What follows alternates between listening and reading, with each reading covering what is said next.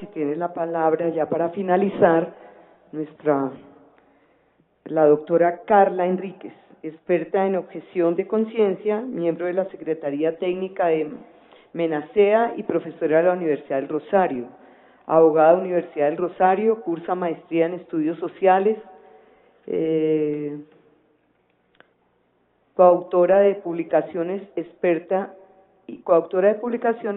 en derechos humanos. Doctora, tiene la palabra. Me da pena tener que decirle que nos toca cortar un poquito el tiempo. Yo sé que todo lo que usted tiene es muy, muy importante y muy valioso, pero vuelvo y reitero, no va a ser la última ni la primera vez. Vamos a estar haciendo invitaciones, haciendo foros, audiencias, y vamos a estar por todo Colombia. De una vez vamos avisando para que ustedes se vayan a preparar, porque nosotras las vamos a tener como invitadas especiales. Tienen la palabra. Muchas gracias, representante, por este importante foro de altura, pero también de aprendizaje para todos. Realmente, cuando a veces escuchamos ideología de género, se ha vuelto como también una palabra repetitiva, pero creo que hoy se ha cumplido el propósito de poder transmitir qué es lo que realmente significa más allá de un documento. Nosotros, como Mesa Nacional de Educación y Autonomía, nos reunimos con varias organizaciones, incluidas quienes están aquí presentes hoy: Foro Nacional de la Familia, Cosmovisión Educativa, Red Familia Colombia, innumerables organizaciones que venían trabajando hace más de 10 años, pero que también les pasó lo mismo cuando tratamos de presentar. ¿De qué me están hablando? Están locos, fanáticos, religiosos, quieren destruir los derechos humanos, quieren atentar, quieren discriminar. Todo empezó así, pero creo que fue algo maravilloso el poder determinar qué era lo que significaba ideología de género.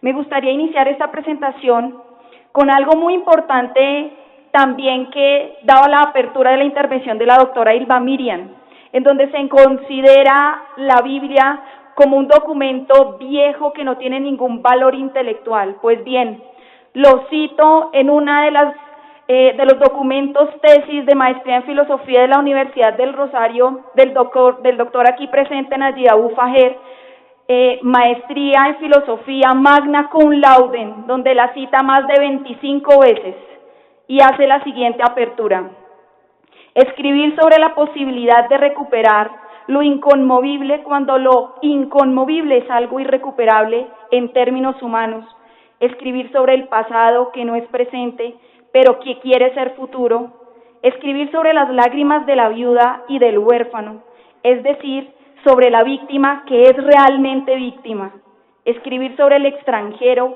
que viajando a casa se ha cruzado en nuestro camino, escribir sobre la justicia que se deriva de las leyes universales, cuya ratificación se encuentra en las demandas del desamparado, escribir sobre la mirada escrutadora que reclama la protección de los derechos fundamentales de un niño, en fin, escribir sobre la recuperación del nosotros originario. Se garantiza efectivamente los derechos del otro, gracias a la justicia universal y a la responsabilidad inagotable. Esto y más es escribir sobre la posibilidad del infinito en el rostro de un prójimo que podría ser mi propio hermano. Y abro con esto: ¿quién es nuestro hermano? ¿Quién es nuestro prójimo? Estamos hablando de los niños, las familias y las futuras generaciones. Y ante este panorama tan sombrío, ¿qué hemos hecho?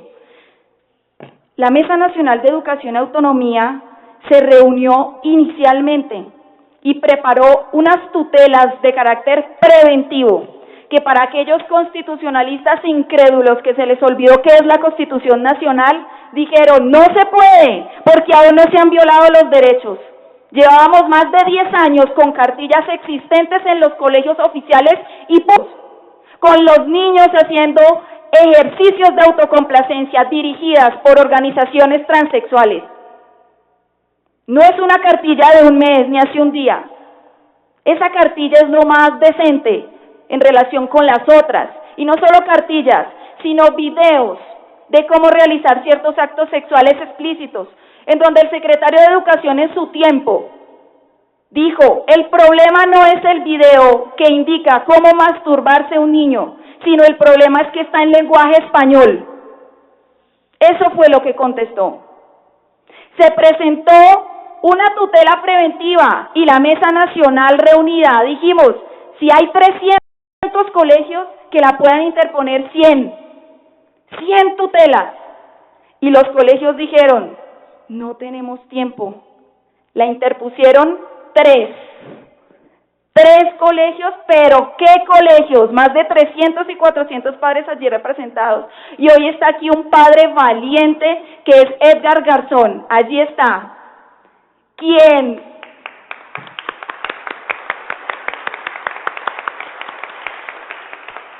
¿Quién creyó que si esto es cierto hay que hacerlo y si no, no hay nada que perder? Pero si sí es verdad, es mucho el riesgo. Se presentó una tutela de carácter preventiva porque no solamente era una cuestión de preguntas orientadoras de 15 numerales. Estábamos hablando de un decreto listo, reglamentario, salido del Ministerio del Interior, que estaba listo con firma presidencial para expedirse el 28 de febrero del 2016. La Mesa Nacional de Educación y Autonomía a principios de año se da cuenta de esta política general para la garantía exclusiva de los derechos LGBTI, que entre otras cosas no solamente reforma la educación, sino que está haciendo toda una reforma estructural a nivel del sistema penitenciario y de salud. ¿Quiénes son los que vamos a pagar la satisfacción de sus deseos en operaciones? Los colombianos. Aquí está la evidencia, lista para el 28 de febrero.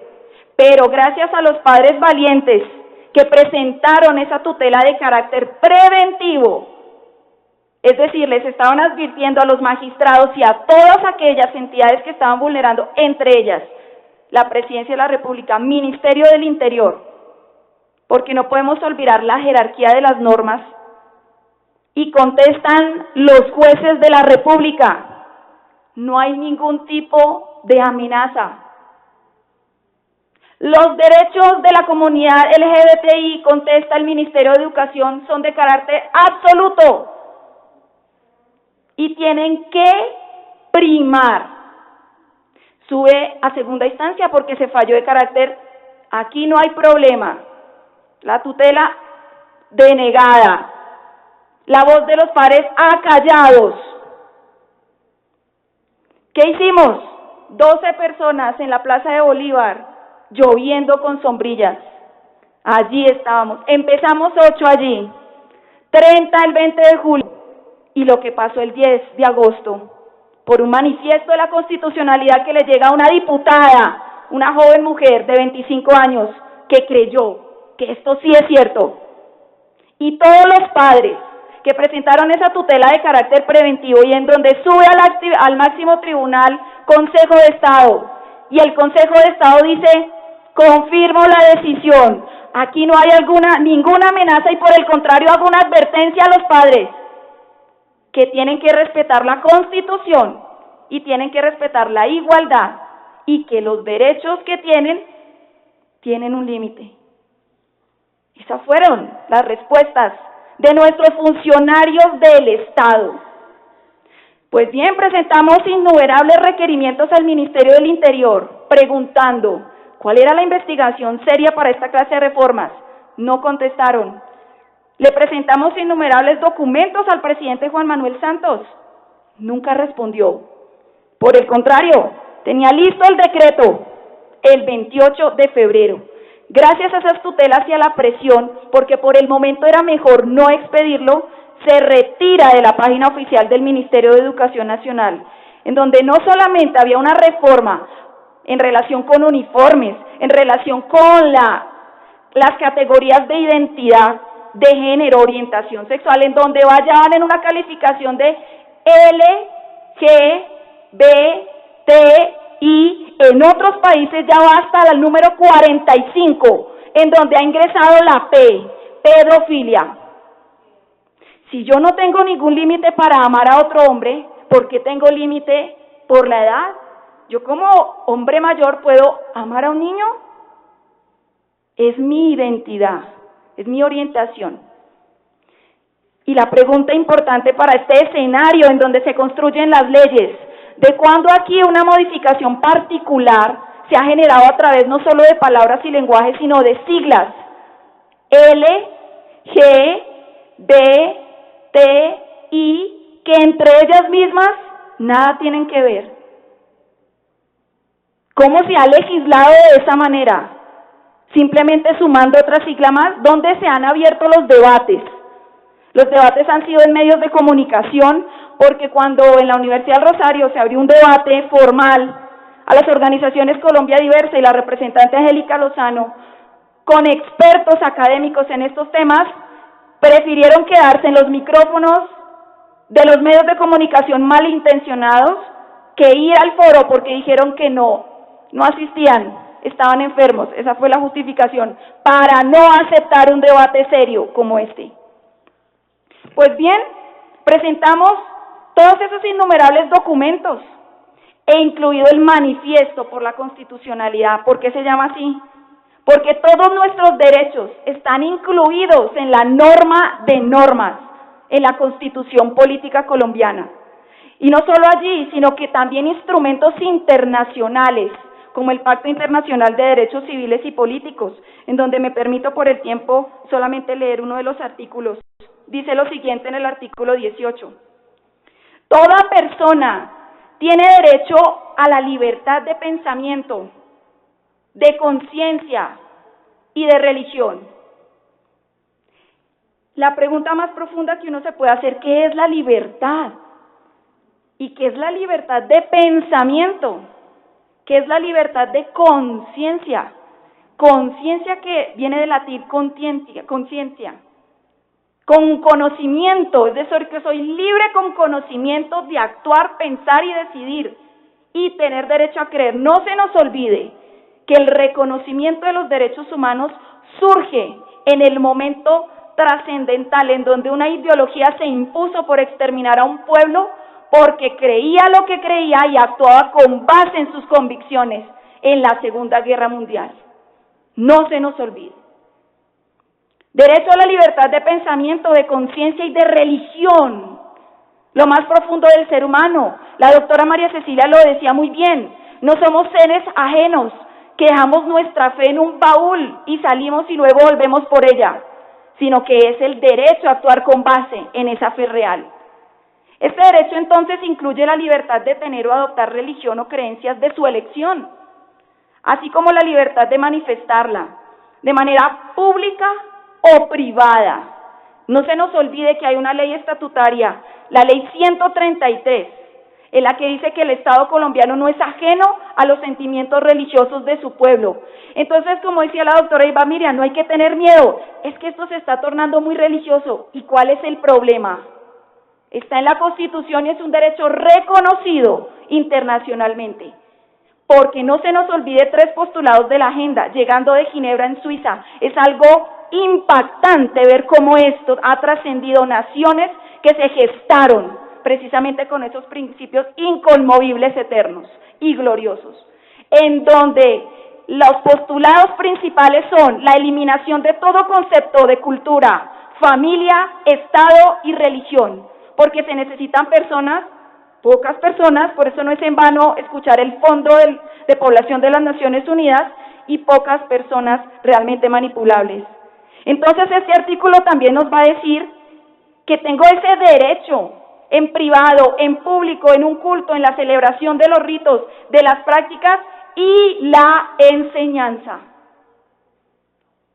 Los Estados parte en este pacto se comprometen a respetar la libertad de los padres y en su caso de los tutores legales para garantizar que los hijos reciban la educación religiosa y moral que esté de acuerdo con sus propias convicciones. Cuando se suscribe un tratado es algo muy serio, porque hace parte de nuestra Constitución, y no bajo recomendaciones de grupos particulares, en reuniones como las que se denominaron aquí en Beijing, en Belén do Pará o en Cairo, en donde se transformó el derecho fundamental maravilloso de exigir el respeto de la mujer en algo que se borra y se le llama género. Eso no es un comité de expertos, entre comillas. Muy serio, y es un tratado que hace parte de nuestra Constitución Nacional. A su vez, la Constitución tiene innumerables artículos. Me desaparezco un momento.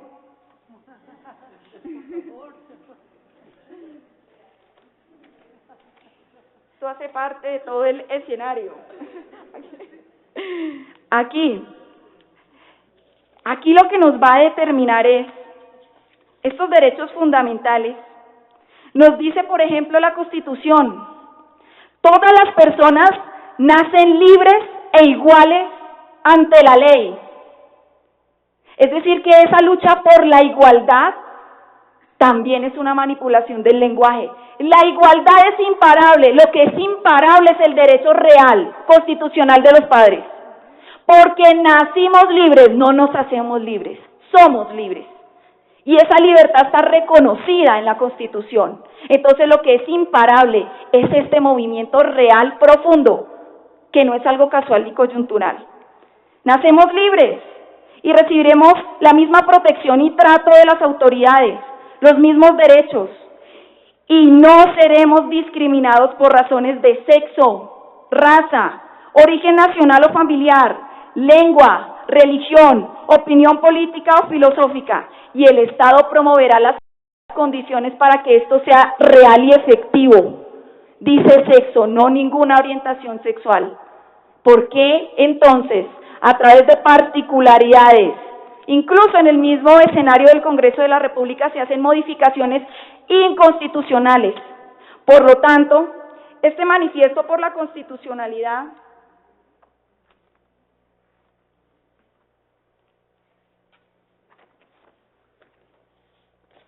que se resume en 10 puntos, pero que se los vamos a transmitir a todos ustedes y los encontrarán también en internet, hace ese llamado. Solamente hemos leído 2 artículos, pero hay más de 30 donde se vulnera flagrantemente los derechos de los ciudadanos, de los padres de familia, de los niños, de los profesores, de los académicos, que hablamos de estos temas, en donde en los escenarios universitarios terminan los contratos laborales, porque es que están tal vez generando algunos ruidos y problemas. Y este manifiesto por la constitucionalidad presenta lo siguiente, y una exigencia a todos los estamentos del Estado, porque fue radicado antes de que pasara todo esto en el mes de junio a 190 entidades. Lo recibió la ministra en su despacho, lo recibió el Contralor, lo recibió la Procuraduría, lo recibió el presidente, y la respuesta del presidente es traslado por competencia. Esto no es competencia de la Presidencia de la República, lo traslado. Lo recibieron todos los honorables congresistas de este escenario, que en el debate se les olvidó, pero sí lo citaron. En el debate que se surgió aquí en este escenario, donde quien que no era víctima se hizo víctima, de ninguna manera fue personal. Todos los funcionarios del Estado tenían conocimiento de lo que estaba pasando. Así que este manifiesto presenta los siguientes puntos. Primero, la exigencia y la no discriminación a los padres de familia, profesores, rectores, funcionarios públicos o cualquier otra persona que profese su fe en Jesucristo. No tiene por qué ser discriminada. La vulneración de la autonomía educativa por la intromisión del Ministerio de Educación de las entidades educativas confesionales para cambiar la visión, misión y manuales de convivencia. A principios de este año, el Colegio Carey de Barranquilla se le abrió un proceso de investigación disciplinario y de sanción porque tenía versículos bíblicos en su manual. El colegio es un colegio de la denominación bautista, es un colegio confesional. La pregunta es, extraño sería que no lo tuviera, pero el Ministerio de Educación le abrió un proceso y allí se hace la solicitud expresa y hay un acompañamiento de la Procuraduría y se expide un acta. Y le dijeron, tiene que cambiar todo de su visión y su misión. ¿A qué estamos llegando? Que no nos pase como en Estados Unidos, que se prohibió poner los 10 mandamientos, que para solamente nombrar 2, no matar, no mentir, ama. Quitémoslos porque los estudiantes tienen el riesgo de cumplirlos y ser persuadidos por ellos. Pero sí llevémoslos a las cárceles, allá sí lo necesitan. El manifiesto exige que no se va a permitir la violación a la Constitución por parte de algunos magistrados de la Corte Constitucional en contra de nuestros derechos fundamentales, como miembros de un Estado social de derecho Colombia, como personas cristianas, como personas académicas, como mujeres, como hombres, como familias. Se hace una exigencia de una paz respetuosa de la familia y la libertad de conciencia, de expresión, de religión y de cultos. Los magistrados de la Corte Constitucional tienen un papel muy importante en el país.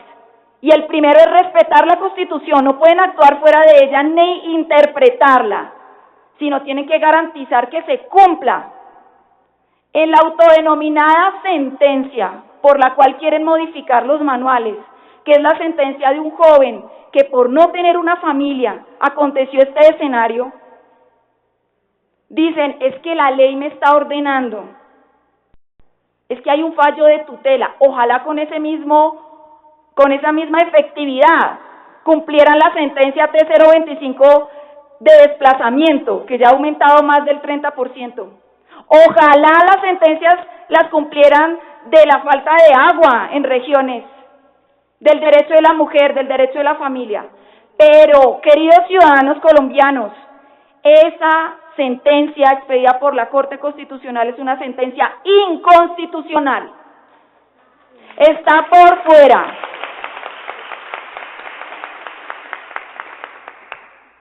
Decimos en nuestro manifiesto, estamos en un estado de facto, ¿qué quiere decir? De hecho, en donde no se está respetando estas normas que se convinieron en una Asamblea Nacional Constituyente y que fueron fruto de debates innumerables, por los cuales quedaron allí contenidos esos artículos. La Corte Constitucional, compuesta por militantes de esta ideología política, por supuesto, que están actuando por fuera del ordenamiento jurídico constitucional y expidieron una sentencia tipo T, que tiene solo efectos jurídicos aquellos que la presentan, no de orden nacional, y obligan y dicen, es que tienen que procurar por la no discriminación, la igualdad e incentivar los derechos sexuales y reproductivos. Ya hoy aprendimos realmente qué es lo que significa un derecho sexual y reproductivo. Y esa sentencia, con base en ella, dicen, hay que reformar la Constitución. Y es que es una sentencia de la Corte. Y les decimos a los señores rectores, no tengan miedo de hacer valer los derechos, porque es que si no se hace, está en riesgo las futuras generaciones. Pero hoy también queremos hacer un comunicado importante, añadido al episodio de la novela que presenta la doctora Ilva Miriam. Un episodio más que hoy, en este momento, tal vez esté aconteciendo. Después de esta marcha importante en donde innumerables padres de familia, no desinformados, sino por el contrario, muy informados, salieron con el único propósito, el manifiesto por la constitucionalidad, presentado por organizaciones e innumerables personas no desinformadas. Hoy están a puerta cerrada en el Ministerio de Educación tratando de modificar las preguntas, solamente quitando algunas palabritas para que no suene mal. ¿Por qué se están reuniendo hoy con el Ministerio de Educación Nacional? ¿Quién les ha dado la legitimidad de millones de ciudadanos que salieron? ¿Para qué se van a reunir? ¿Para evitar costos educativos? Próximamente van a tener una reunión con Colombia Diversa para tratar de poder, diríamos, conciliar algo inconciliable. Aquí no estamos hablando de la humanidad, porque por el contrario, amamos a todos. Es el respeto por el ser humano. Aquí no se pueden transigir principios. Esto es muy delicado, este episodio de hoy. No sabremos el final, pero sí advertimos como Mesa Nacional de Educación y Autonomía que no legitimamos ninguna reunión a puerta cerrada, a espaldas de todo un país, e incluso utilizando tal vez argumentos manipulados allí, tratando de conciliar lo inviable. También hicimos una exigencia al Congreso de la República para que cumpla sus funciones de proferir leyes conforme a la Constitución y realice las investigaciones respectivas a los magistrados de la Corte Constitucional que están prevaricando. Los honorables congresistas recibieron el manifiesto por la constitucionalidad, por eso aplaudo este escenario, que deberían ser muchos más.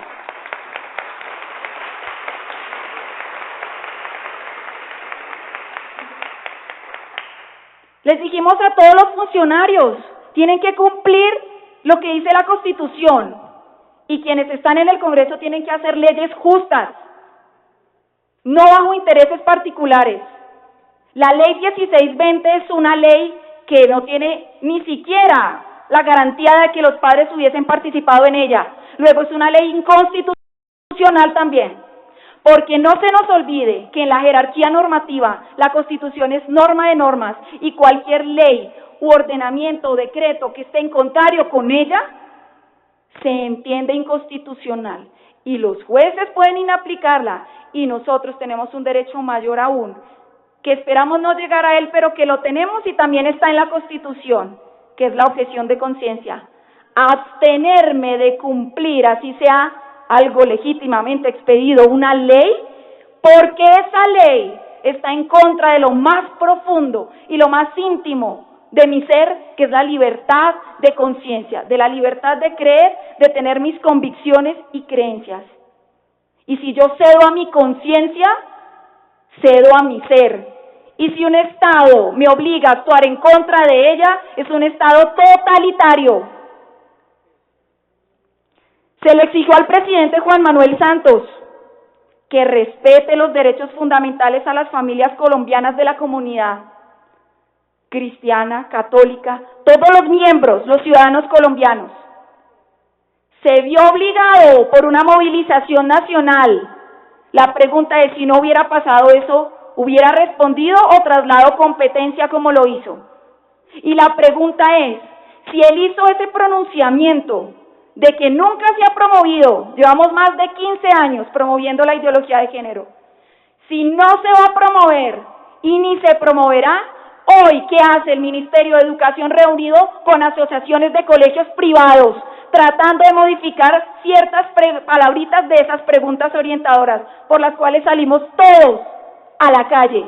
Máximo escenario de participación, sin ningún disturbio, todo totalmente limpio, y hasta tembló, porque la gloria de Dios tiembla.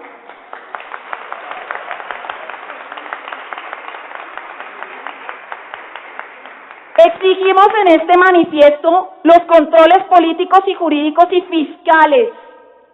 Investiguemos a estas organizaciones de cooperación y también a ONGs como Colombia Diversa. ¿Cuánto están recibiendo por promover algo inconstitucional? Y exigimos que se respete la autonomía educativa, que haya un totalazo de cualquier tipo de cooperación internacional y de otra índole, la cual rechazamos en los asuntos propios de nuestro Estado y en la autodeterminación de los pueblos. Y afirmamos en este manifiesto que nuestro Señor Jesucristo nos impulsa a amar a todas las personas por igual, pero no nos ordena practicar o simplemente no consentir comportamientos que desde nuestra conciencia son inaceptables moralmente. Así que para aquellos que dicen que son discursos de odio, por el contrario, la pregunta es, ¿el verdadero odio es permitir que un niño se le quite lo más sagrado, que es su propia identidad?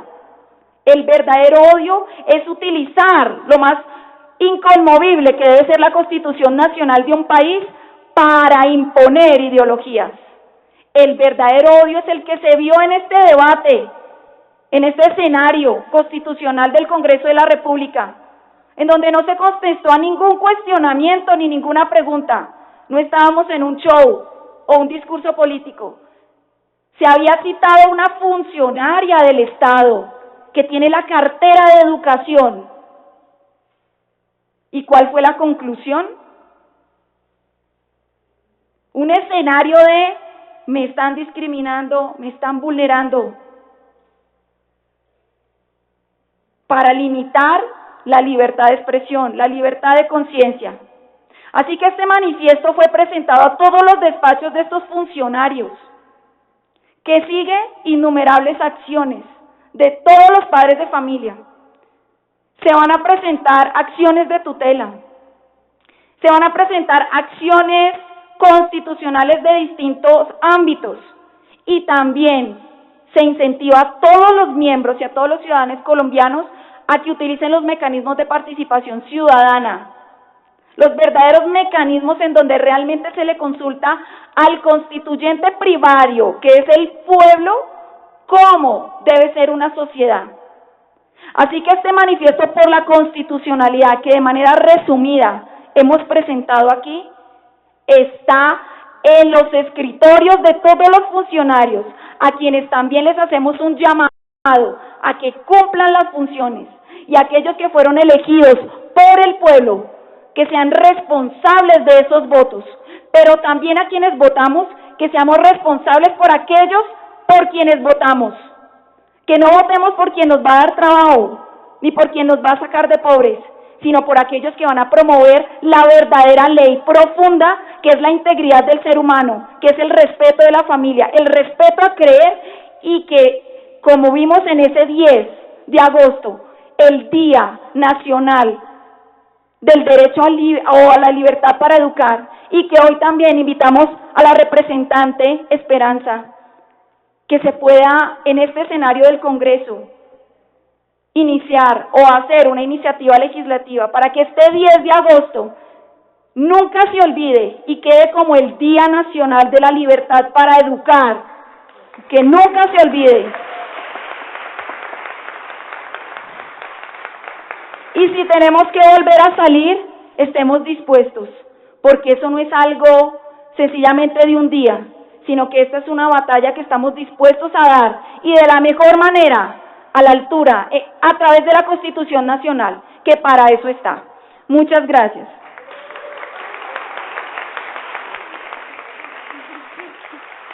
Bueno,